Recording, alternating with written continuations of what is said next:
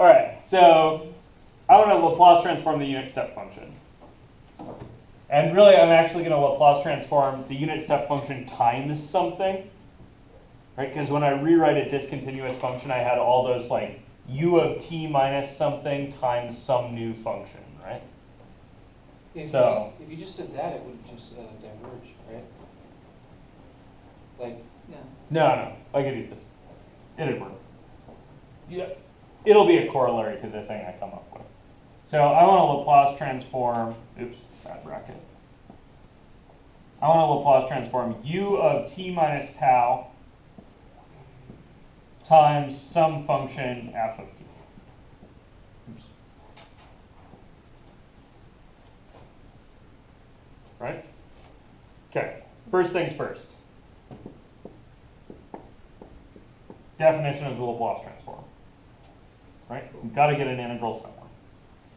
So you do the integral from 0 to positive infinity of e to the minus st times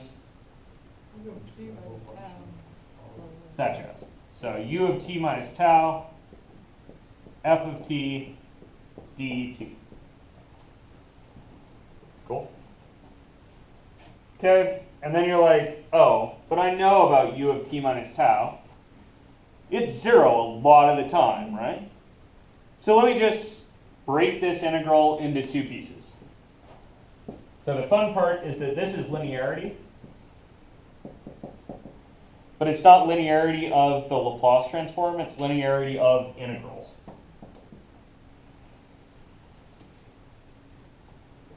Right? So I'm going to break that into the integral from 0 up to tau of e to the minus st times, just 0, right?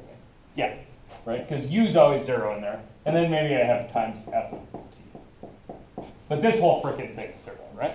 Yeah.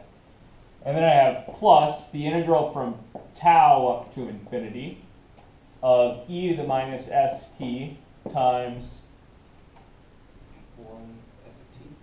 1 times f of t.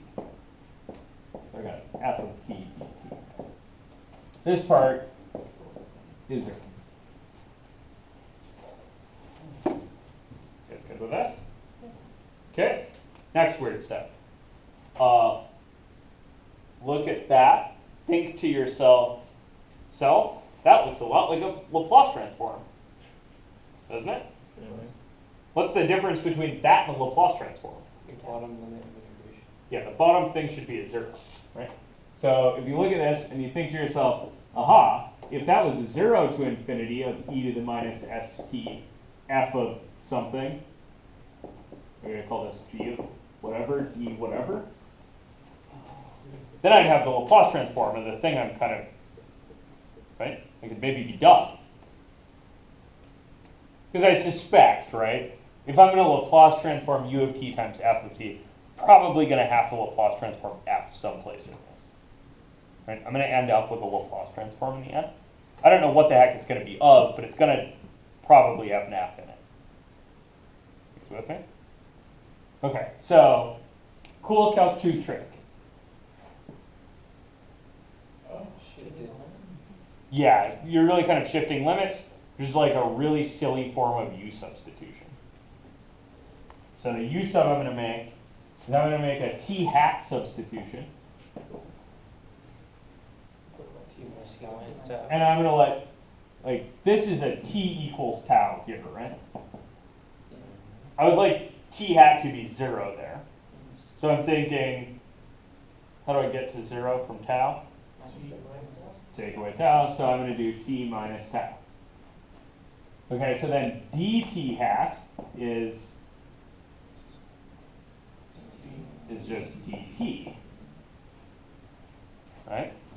So I'm going to get the integral from, and I'm going to carefully denote that this is t hats now, right? I'm going to get integral from t hat is 0 to t hat is infinity minus tau, which is going to be infinity. You guys down with that? Yeah. Right, really, I'm putting a big number n in there, I'm taking a limit, n tending to infinity. But as n goes to infinity, certainly n minus tau is going to go to infinity. So then what am I left with here? I got an e to the minus, oh, times t minus tau. no. Why am I saying, oh shit? Because now it's not There's a a t Laplace plus transform tau. again. We have to solve for t. Yeah, there's a t up here, right? So I need to figure out what t is in terms of t hat, right? So this thing is the same thing as t is t hat plus tau. You guys see that? Oh. So I get a minus s times t plus tau. T hat plus tau. It's all good there. Times f of t hat plus tau. And then I get f of t hat plus tau. That doesn't seem a lot better. dt hat. And then this is dt hat. Yeah. Okay?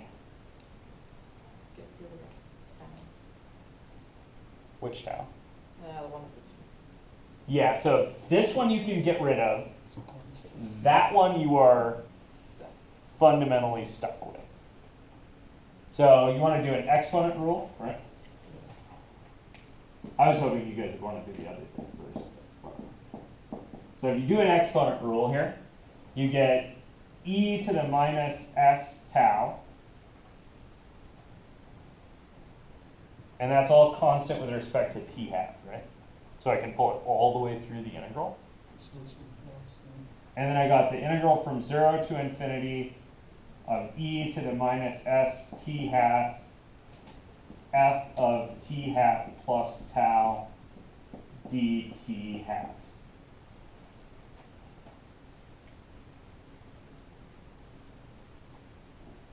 And then if you're really super pedantic, to force this to be recognizable as the Laplace transform, you do second use substitution. Right? You do the let t equal t hat, and dt is dt hat. Right? You basically back substitute. The t hat's a dummy variable, right? You're integrating it out. So another way to look at it would just be to say, yo, dude, this chunk here with the integral, that's the Laplace transform of f of t plus tau. Right? So you get e to the minus st times the Laplace transform of f of t plus tau.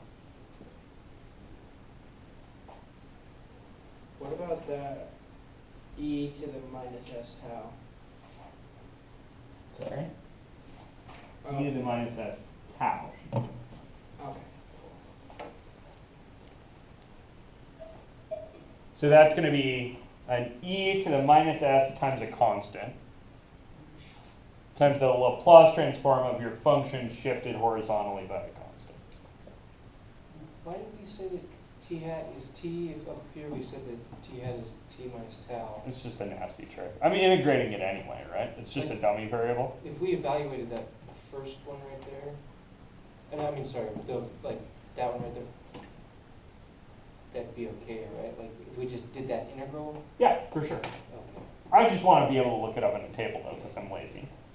Right? I don't want to have to do these things a million times. So what this says is, okay, if you want to Laplace transform a unit step function times some function you know, you toss an e to the minus s times where the unit step function happens, and then Laplace transform instead the function you had shifted over a bit. And that's probably a thing you know how to do pretty easily. So let me circle this. So this was the Laplace transform of u of t minus tau times f of t. And it's this thing. So if you go look on the sheet, that's one of the ones on the integral sheet. Or sorry, the Laplace transform sheet. So let me show you how to use them.